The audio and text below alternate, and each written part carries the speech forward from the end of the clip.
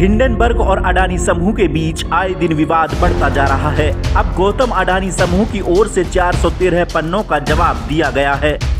जवाब में हिंडनबर्ग की रिपोर्ट को भारत पर साजिश के तहत हमला बताया है। इसमें लिखा है कि अडानी समूह पर लगाए गए सभी आरोप झूठे हैं।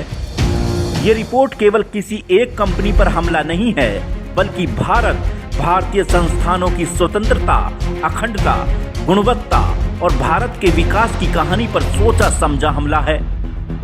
ये बेहद चिंता की बात है कि बिना किसी विश्वसनीयता या नैतिकता के हजारों मील दूर बैठी एक यूनिट के बयानों से हमारे निवेशकों पर गंभीर असर पड़ा है।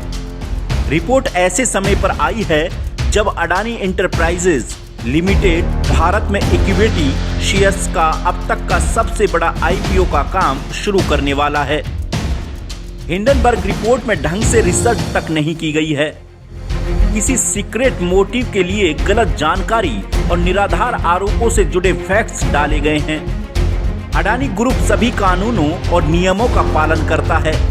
विडंबना यह है कि पारदर्शिता का दावा करने वाले इस संगठन, इसके कर्मचारियों या इसके निवेशकों के बारे में ज्यादा कुछ पता नहीं है।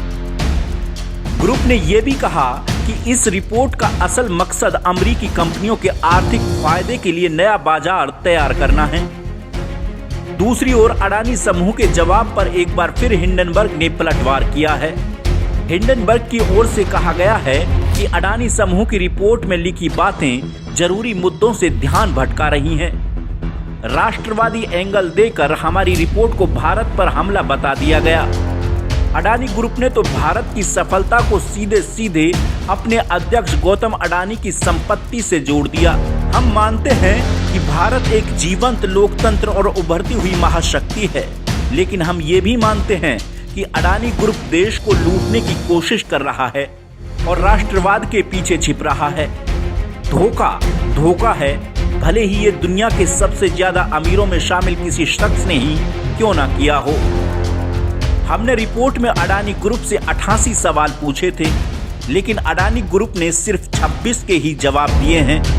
अडानी की 413 पेज की रिपोर्ट में सिर्फ 30 पेज ही हमारी रिपोर्ट से जुड़े हैं। संदिग्ध लेन देन वाले आरोप पर तो कोई जवाब नहीं आया है। विनोद अडानी, मॉरिशियस लिंक और चाइनीज लिंक के बारे में हमें कोई जवाब नहीं मिला है। बहरहाल अब देखना यह है कि ये विवाद आगे कहां तक जाता है, लेकिन इतना जरूर है, रिपोर्ट आने के बाद से अडानी ग्रुप को बड़े घाटे का सामना करना पड़ रहा है। हिंद लाइव के लिए राकेश चौधरी।